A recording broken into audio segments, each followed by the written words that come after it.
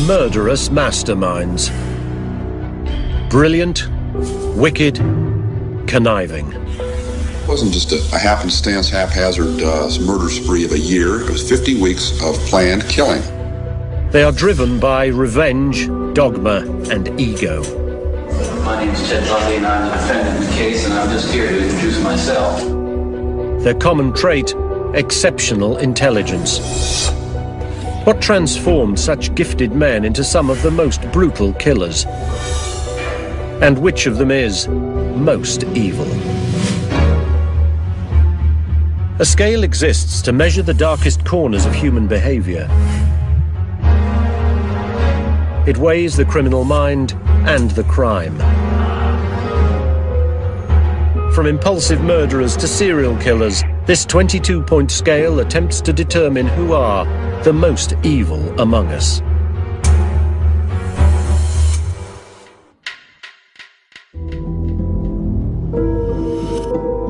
Malicious masterminds. They are among the most devious and twisted of killers. Their intellectual acumen is their greatest weapon.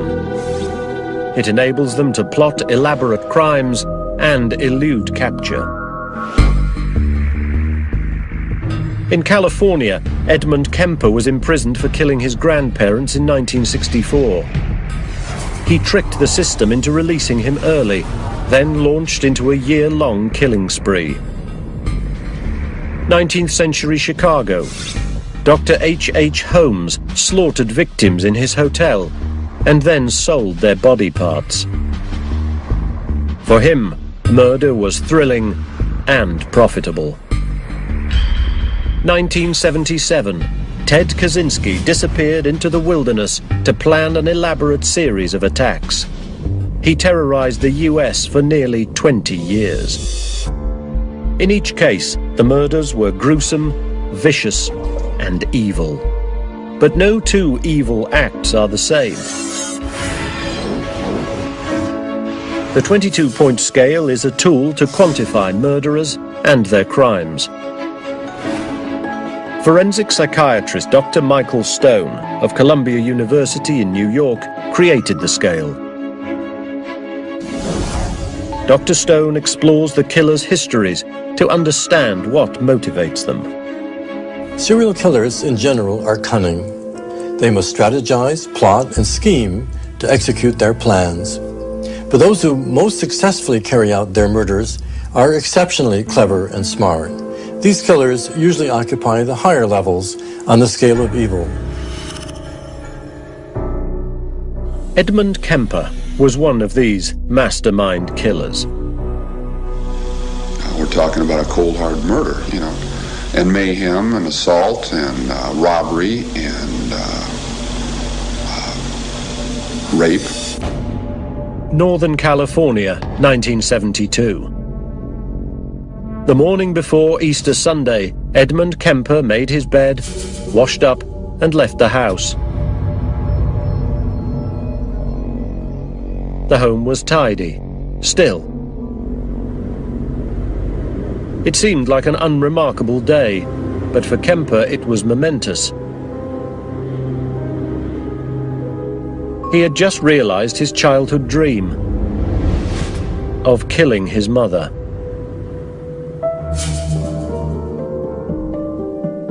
After she had drawn her last breath, he whispered to himself, "Poetic justice." She was one of Kemper's 10 victims. Kemper is among the most gruesome serial killers. This towering 6'9" man slaughtered, butchered, even devoured his victims. He delighted in killing, and due to his intelligence, his crimes went long unnoticed. What compelled him to kill his own mother? And how did his intelligence and skillful deceit fuel his killing rampage? To understand the roots of Kemper's sadism, Dr. Stone examined his past. He uncovered nightmarish details. Kemper was raised in a tumultuous household. His parents separated when he was 4. He and his two sisters stayed with their mother, who was embittered by the split. She berated young Kemper and even locked him in the cellar for months at a time. There, Kemper created fantasies. He imagined killing his mother, her friends, his teacher. The isolation seemed to engender hate within him. He took out his anger on his sister's dolls, cutting off their heads and limbs. This childhood aggression foreshadowed Edmund Kemper's later crimes.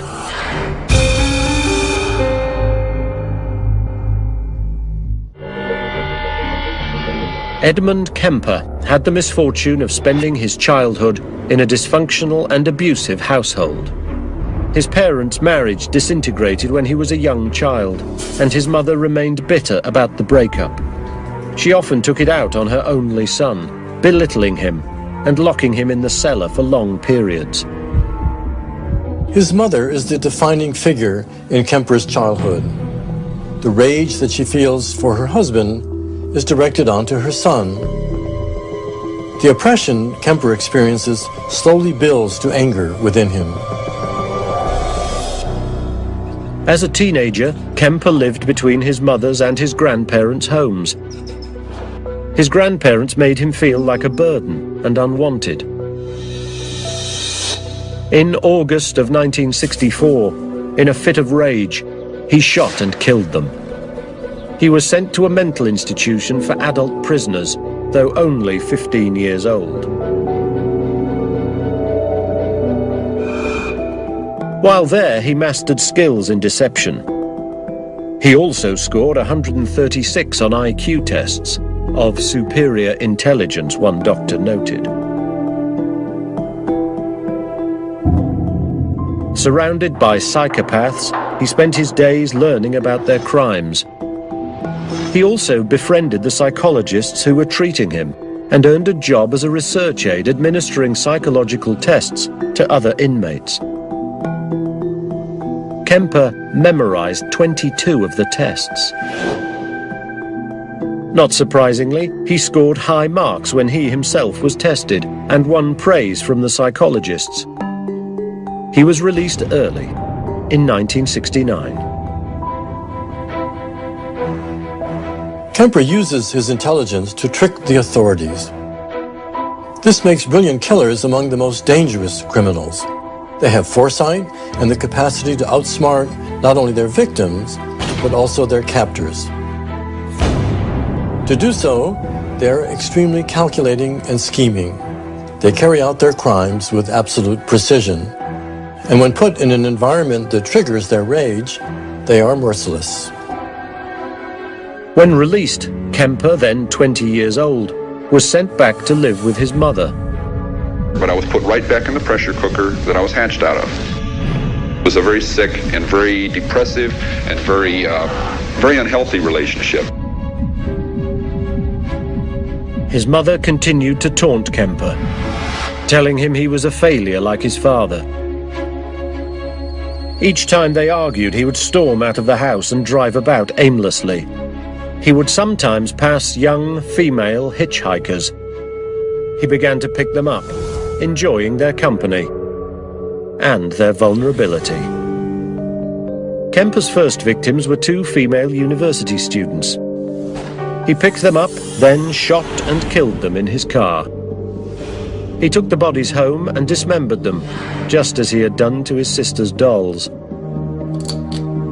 He saved some of the body parts in the refrigerator as trophies and even cannibalized some of them. The rest he discarded along the California coast. He eventually killed and mutilated 6 young women. Each murder he later described as a fantasy come to life. The police had no idea who the killer might be. It wasn't just a happenstance, haphazard murder spree of a year. It was 50 weeks of planned killing. With each murder, he became more excited, more empowered, and more charged to kill again, and more savagely each time. Kemper's rage drove him to kill university girls, but in the end he directed his anger towards the source of his rage, his mother. On the Saturday before Easter, he bludgeoned and decapitated her in her bedroom. He then invited a friend of his mother's over and killed her. The next day, he turned himself in. During Kemper's childhood, his mother was an abusive presence. As he got older, he channeled his aggression into murder. Targeting female hitchhikers, in a sense, was like killing his mother over and over again.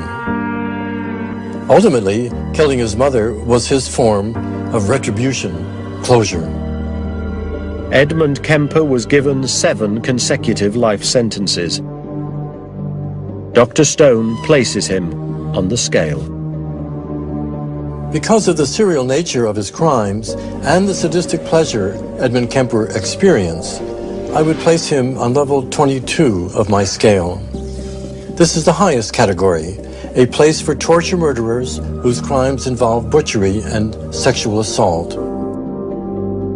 He is undeniably one of the most evil killers still alive. How could Kemper kill with his bare hands? Is there something fundamentally different about him that makes him a cold-blooded killer?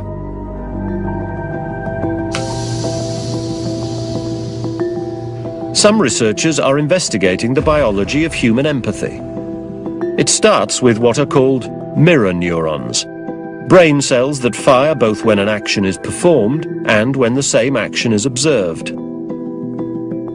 What mirror neurons do is to really be the building block of social behavior in our brain. Marco Iacoboni of the University of California at Los Angeles studies mirror neurons and the role they play in learning empathy. He believes that mirror neurons tell the brain how to read and feel emotions. People without these mirror cells cannot empathize with others. They cannot see pain being felt by another person. To test his hypothesis, Iacoboni had research subjects undergo functional MRI scans as they observed and responded to emotional cues. They were shown pictures of people expressing happiness or anger. First, they were told to simply observe the images. Then they were asked to mimic the emotions. The results were intriguing. The brain scans showed that mirror cells communicate between 2 parts of the brain, connecting an action to a feeling. Brain activity starts in the region responsible for muscle movement. The mirror cells instruct the brain to literally mirror the observed action.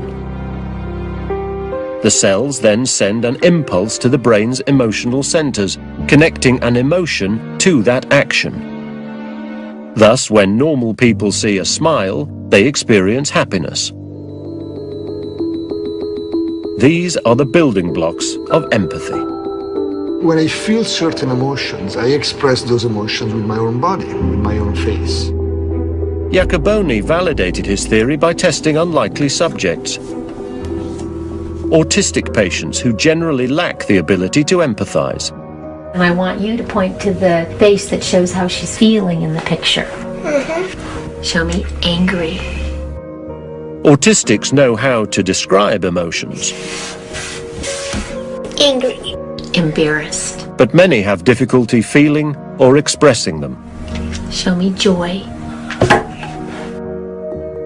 Functional MRI scans of the autistic subjects showed very little activation of mirror neurons.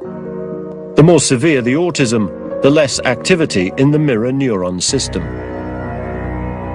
There's no correlation between autism and violence, but Iacoboni believes that a detachment between mirror neurons and the emotional centers of the brain may block feelings of empathy and provides a key to explaining violence.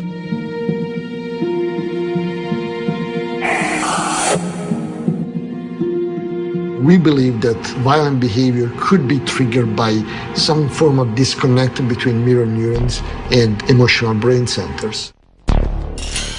Lack of empathy is a starting point to understanding mastermind killers like Edmund Kemper. Murderers who, despite being intelligent and accomplished, show no regard for their victims. One of the most chilling of these mastermind killers was Ted Bundy. My name is Ted Bundy and I'm the defendant in the case, and I'm just here to introduce myself. Bundy brutally murdered at least 35 young women across the United States in the 1970s. His violent streak began when he was an undergraduate at the University of Washington. After a girlfriend dumped him, he sought revenge on women, gaining their confidence by posing as a police officer, fireman, or businessman. He would then rape, bludgeon, and strangle them. Ted Bundy was an expert imposter because he was extremely attractive and persuasive. He knew how to take advantage of his good looks and charm. This was also evident during his trial. Bundy defended himself. He impressed even the judge. You're a bright young man. You made a good lawyer. I'd love to have you practice in front of me, but you went another way, partner. Take care of yourself. Thank you. Bundy was sentenced to death and was electrocuted in 1989. Some killers are so clever, so devious, that they are never found. One of the most notorious of these was the Zodiac Killer. In 1969, he terrorized the San Francisco Bay Area of California. He's an absolutely ruthless, completely merciless killer. He is known to have murdered 5 people and remains a suspect in at least a dozen other unsolved attacks. Most of his victims were young couples. He taunted the police and left clues in letters he sent to the press. His letters included 4 cryptograms in which he used 360 symbols. He said these ciphers would reveal his identity, if anyone could crack them.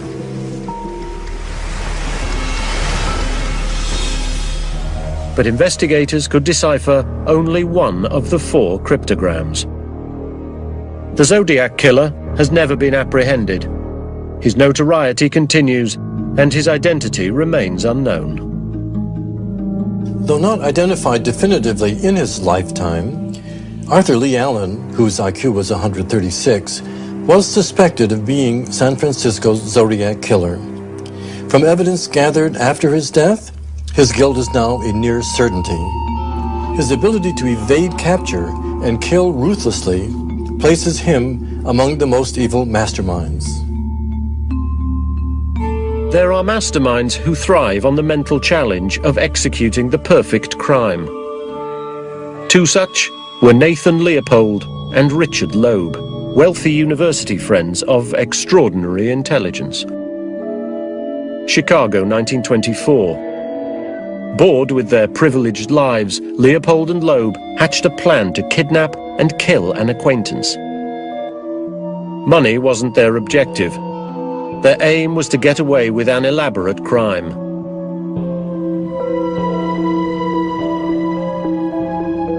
They picked up a 14-year-old boy, Bobby Franks, a neighbor, bludgeoned him to death, poured acid on his body, and burned his clothes. Then they dumped his body near a railway line and sent a letter to the boy's parents demanding $10,000. The pair delighted in reading about their crime. Virtually everything had been perfectly orchestrated, but they had made one mistake. Leopold's glasses had accidentally fallen out of his pocket at the crime scene. Police found the glasses near the body, leading to the arrest of the killers. During the trial, a prosecutor described the crime as so meticulously carried out that there would have been no arrest, no hearing, had the glasses not fallen out. Leopold and Loeb were found guilty and given life sentences.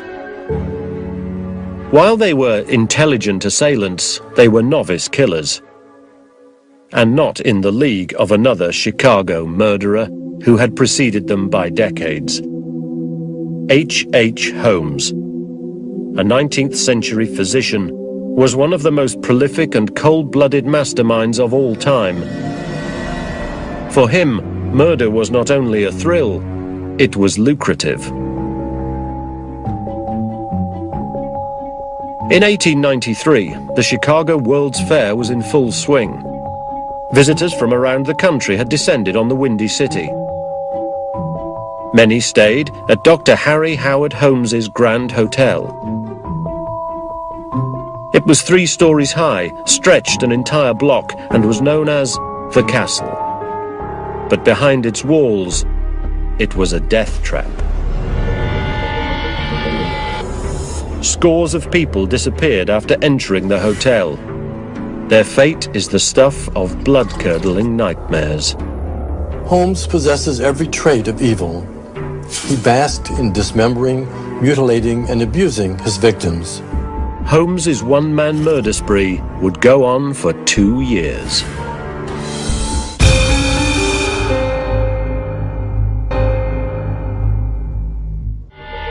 H. Holmes was a 19th century doctor whose intelligence was his greatest weapon.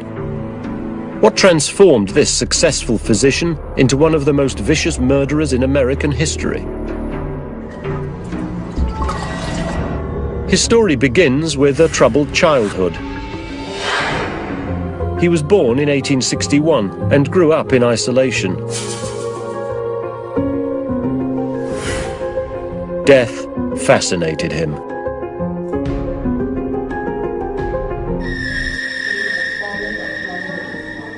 His mother was a zealous Methodist. She read the Bible to him almost every day, instilling in him extreme ideas of good and evil. His father was an abusive alcoholic. The boy tried to escape by immersing himself in his studies and collecting macabre souvenirs. As a child, he was a loner. He finds refuge in his astounding intellect.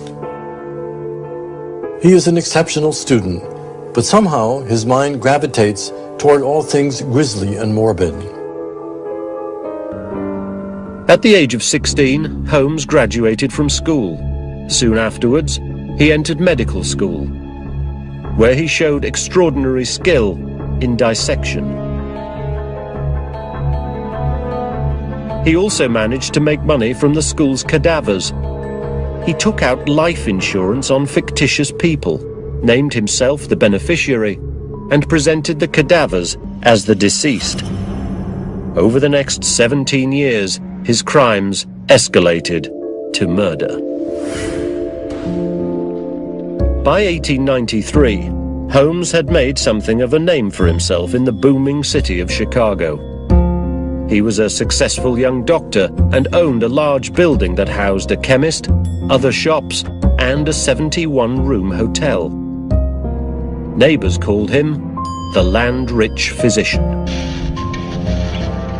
But some of the building's workers and hotel guests began to disappear. As many as 50 travelers went missing after checking into his hotel. Holmes was gassing them in their rooms. He then sent the bodies to the cellar through a secret chute. In the pit of this house of horrors, Holmes engaged in repulsive acts. He beat and sexually assaulted his female victims. Then, applying his surgical skills, he sliced up the bodies. He disposed of body parts in vats of acid or a furnace. Sometimes he polished and assembled the bones into skeletal models, which he sold to medical schools. Holmes possesses every trait of evil. he basked in dismembering, mutilating, and abusing his victims. Fortune was Holmes's primary motive. He not only sold skeletal models, but continued his insurance scams using his victims' bodies instead of medical school cadavers. But as the World's Fair began to wind down, people became suspicious of the activities at his hotel. Holmes fled Chicago. He traveled around the US, committing more frauds and murders. A Pinkerton investigator, hired by one of the insurance companies, tracked him down and had him arrested. As the investigator dug deeper into Holmes's activities, he discovered the killings. Holmes was convicted of the murder of an associate whose body he had tried to use in one of the insurance scams. He later admitted to 27 killings, though some estimate he murdered as many as 200 people. In 1896, H.H. Holmes was put to death by hanging. Holmes went to great lengths to kill. He constructed a monstrous house of death. He successfully pulled off his crimes by manipulating the public's trust and by drawing out the murderers. He was deceptive, depraved, indeed the consummate torture murderer. For these reasons, I put Holmes at number 22, the highest level of the scale, and where Edmund Kemper stands. Because Holmes killed more victims and tortured them more prolongedly, he even outdoes Kemper in depravity. Of all the mastermind killers, perhaps the most clever was Ted Kaczynski. He was also among the most elusive serial killers of the 20th century. Once a child prodigy, as an adult, Kaczynski used his extraordinary intelligence to terrorize Americans for nearly 2 decades. He was the country's most wanted and feared killer, known simply as the Unabomber.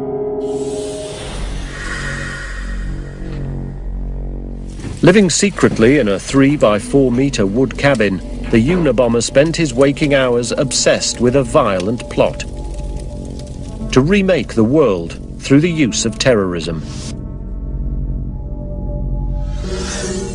In 1978, he began sending parcel bombs to people whose beliefs he found offensive. This former mathematics instructor at the University of California ultimately killed 3 people and maimed 24 more. For 18 years, Kaczynski baffled the authorities. His crimes yielded no evidence, nor any clues as to his identity. The Unabomber was as elusive as a ghost.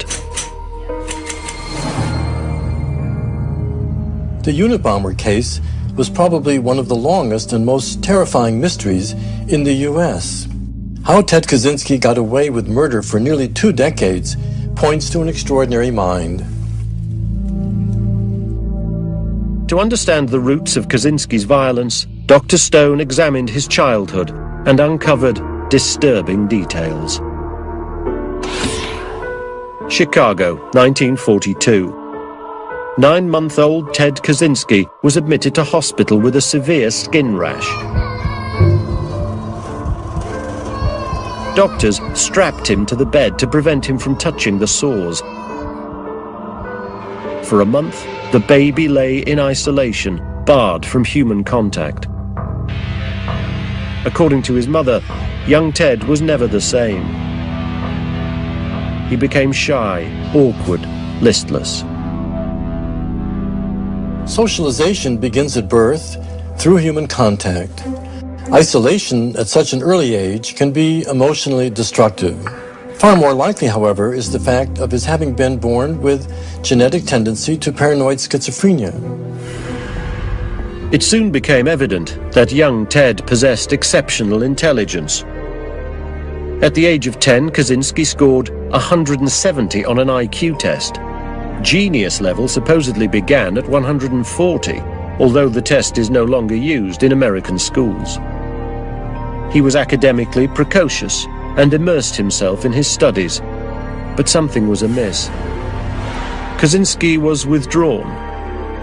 He spent much of his time alone and showed aggression towards his peers.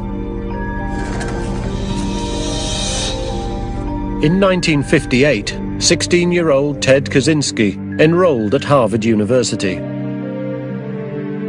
While there, Kaczynski volunteered to be a subject in a dubious psychological experiment. Brilliant yet reclusive outcasts were the recruits of choice for the project. The subjects were given code names. Kaczynski's was Lawful. Participants were told to write down their world philosophy, their personal manifesto. Their views were then openly challenged. The goal was to test their emotional strength. Heart and breathing rates were measured. Kaczynski responded wildly, brimming with fury. The study lasted for 3 years. This continual tormenting at such an impressionable age could have affected Kaczynski, building long-term hostility that would find an outlet later in life. Perhaps these experiences and his genius mind put him on a path of evil.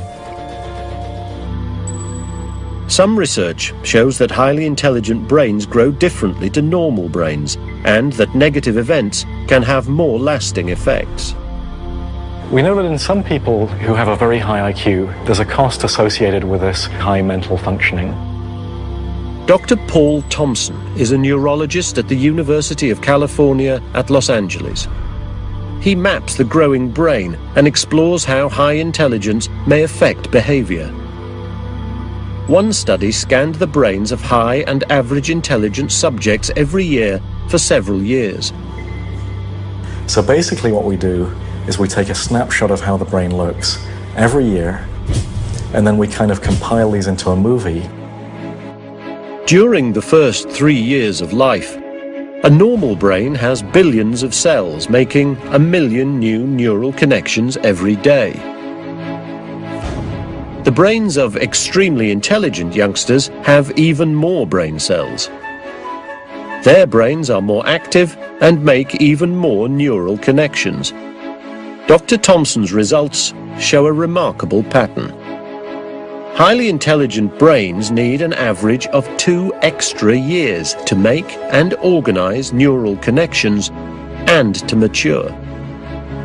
This is a really surprising finding. You might think that smart children, everything happens sooner. Their brain grows faster, grows earlier. Does this difference in brain development affect behavior? Can traumatic events have a greater impact on the slow-to-mature brains of the highly intelligent? There's some evidence that at the very high end of IQ, they may become socially withdrawn, they may not take the time to focus on other emotional areas of development, and we think that an extreme focus on intellectual pursuits might be detrimental. It's not likely that this different growth rate makes a brilliant mind more vulnerable to violence, but studies have shown that negative childhood experiences can destroy brain cells and impair emotional development. Thompson has demonstrated this by tracking brain maturation through early adulthood. He has discovered that from birth to 20, the developing brain is very impressionable. And so any experiences that you have during that time are critical for the future development of the brain in adulthood. Could Ted Kaczynski's early childhood and late teenage traumas have led to his violent impulses? Kaczynski graduated from Harvard in 1962. He might have become an accomplished mathematician. Instead, his genius helped him become one of America's most renowned terrorists, the Unabomber. After Harvard, Kaczynski earned a PhD and landed a plum teaching position at the University of California at Berkeley. But 2 years later he resigned and retreated to a solitary life in the Montana wilderness.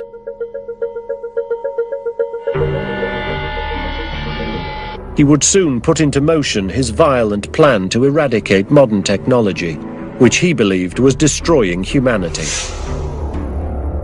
In 1978, he sent his first parcel bomb to the science department at the University of Chicago.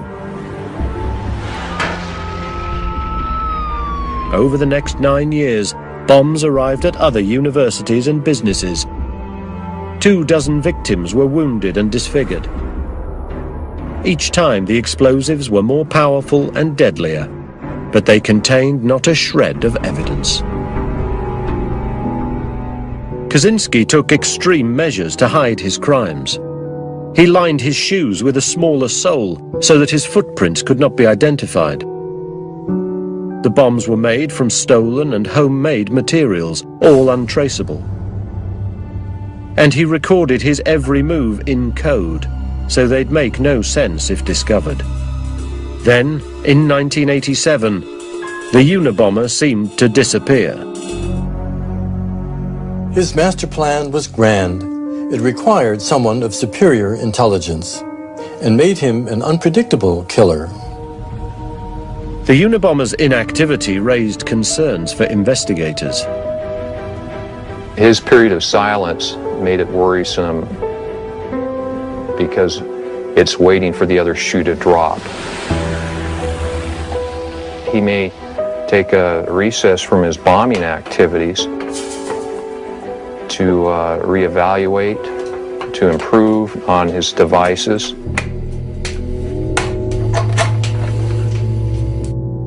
Dave Webber was part of the task force chasing the Unabomber. After years on the investigation, officials were struggling for answers. In the early days, there were no clues to tie the bombings together whatsoever. After the first letter bomb in 1978, another had turned up a year later at Northwestern University, also in Chicago. Then another one detonated inside an aeroplane. There were injuries, but no deaths. In 1985, the Unabomber claimed his first murder, a California computer store owner. More than 15 other victims were wounded and disfigured.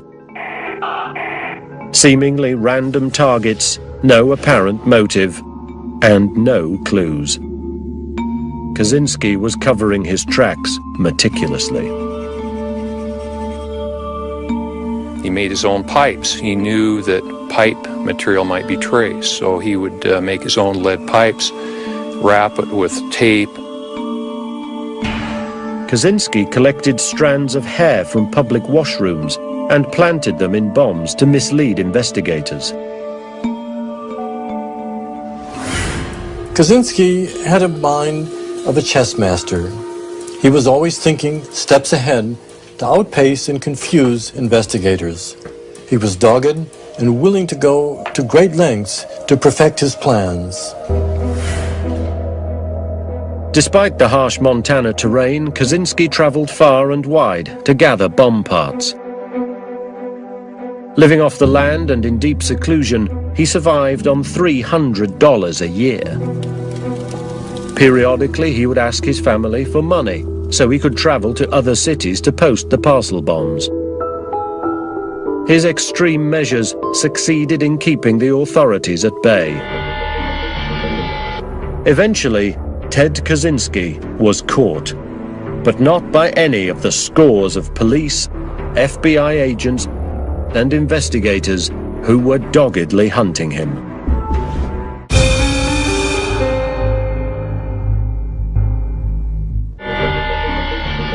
For almost 18 years, the Unabomber eluded the police and FBI agents who were tracking him. His bombs were so cleverly designed, his attacks so seemingly random, that the authorities were at an almost total loss. They did, however, discover one connection among the bombs. The triggering device was so unique, it wasn't known to any of the bomb technicians nationwide.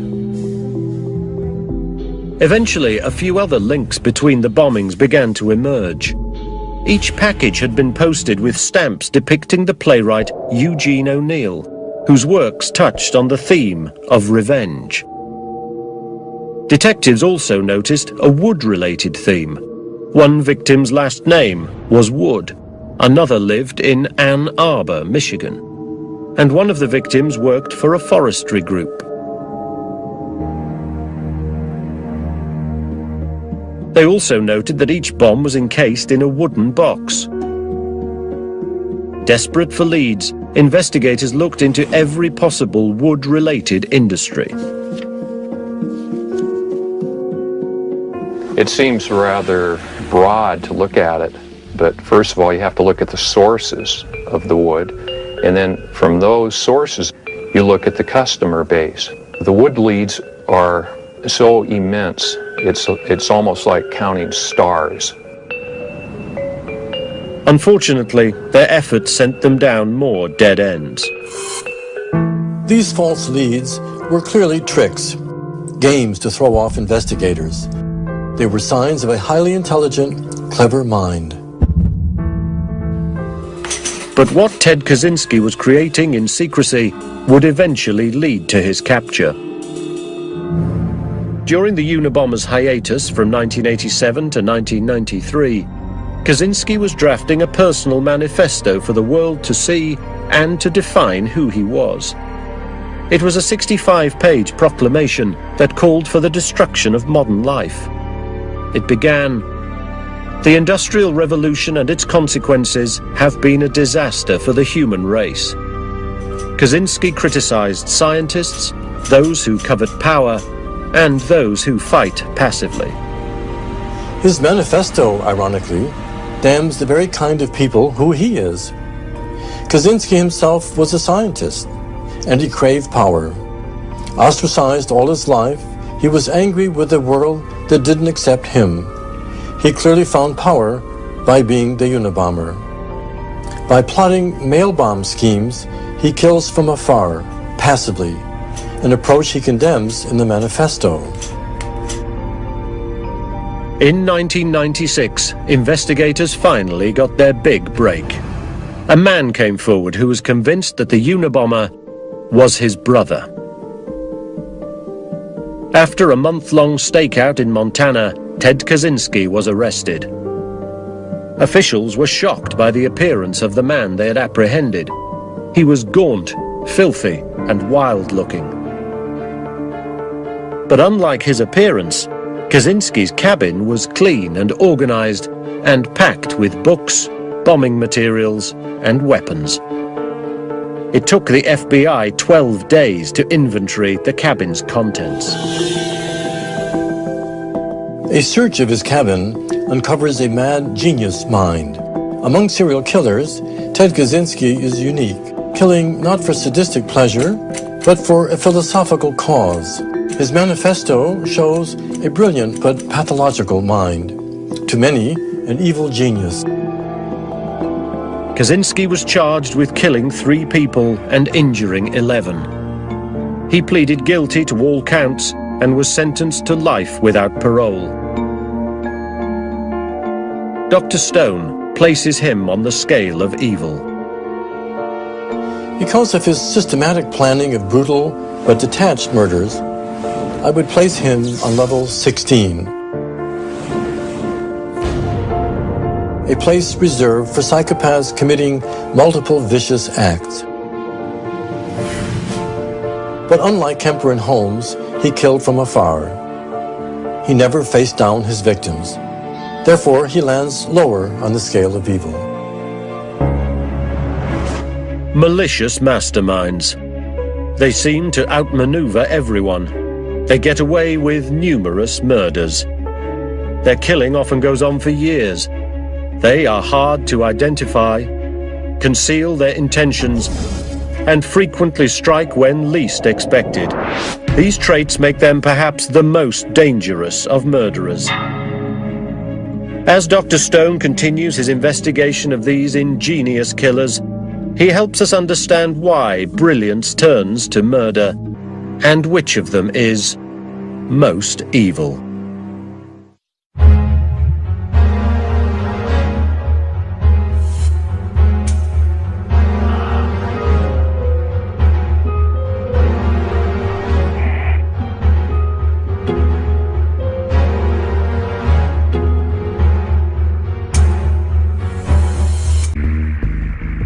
In California, Edmund Kemper was imprisoned for killing his grandparents in 1964.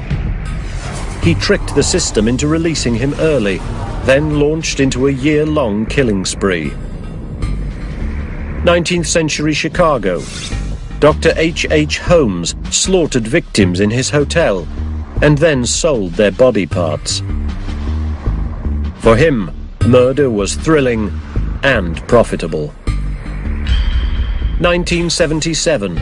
Ted Kaczynski disappeared into the wilderness to plan an elaborate series of attacks. He terrorized the US for nearly 20 years. In each case, the murders were gruesome, vicious, and evil. But no two evil acts are the same. The 22-point scale is a tool to quantify murderers and their crimes. Forensic psychiatrist Dr. Michael Stone of Columbia University in New York created the scale. Dr. Stone explores the killers' histories to understand what motivates them. Serial killers in general are cunning. They must strategize, plot, and scheme to execute their plans. But those who most successfully carry out their murders are exceptionally clever and smart. These killers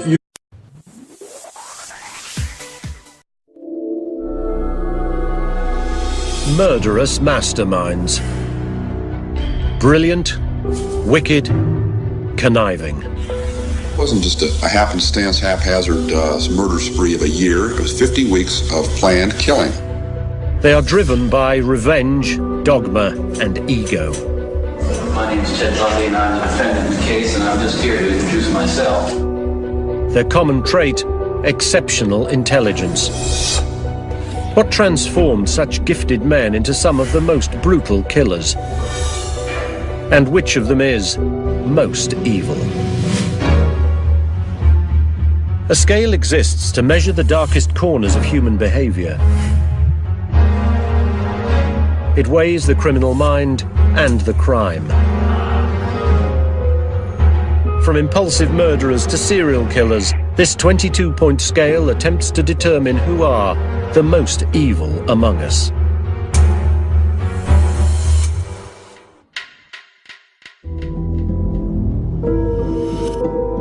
Malicious masterminds.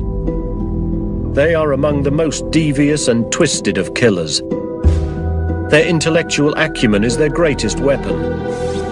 It enables them to plot elaborate crimes and elude capture. What compelled him to kill his own mother? And how did his intelligence and skillful deceit fuel his killing rampage? To understand the roots of Kemper's sadism, Dr. Stone examined his past. He uncovered nightmarish details. Kemper was raised in a tumultuous household.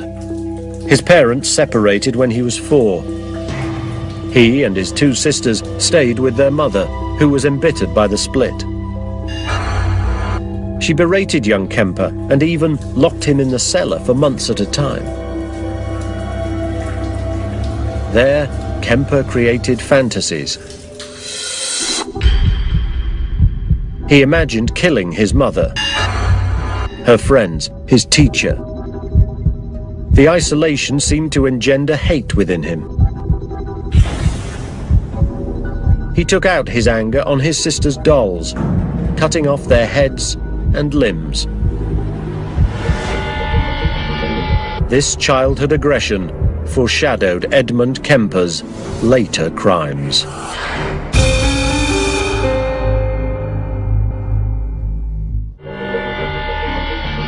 Edmund Kemper had the misfortune of spending his childhood in a dysfunctional and abusive household.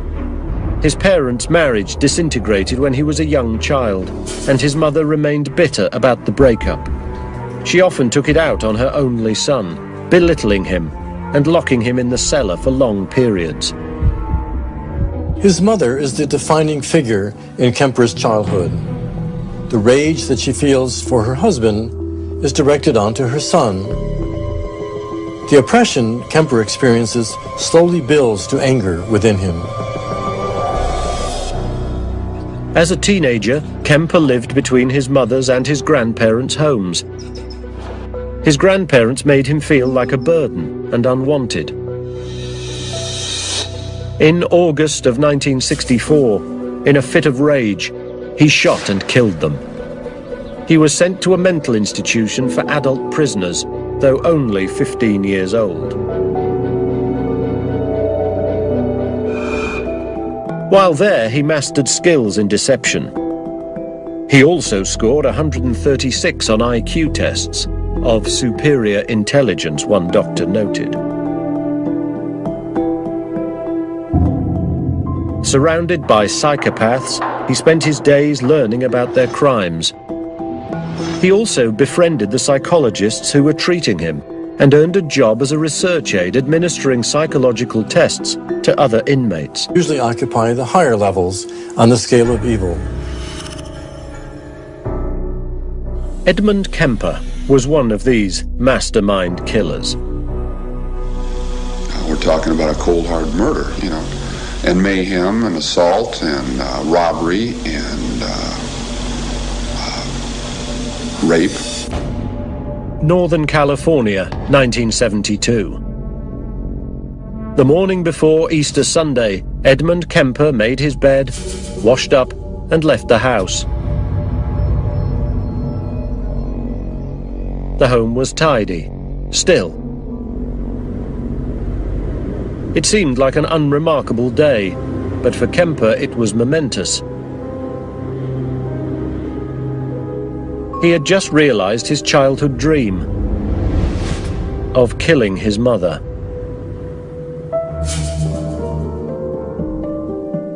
After she had drawn her last breath, he whispered to himself, "Poetic justice." She was one of Kemper's 10 victims. Kemper is among the most gruesome serial killers. This towering 6'9" man slaughtered, butchered, even devoured his victims. He delighted in killing, and due to his intelligence, his crimes went long unnoticed.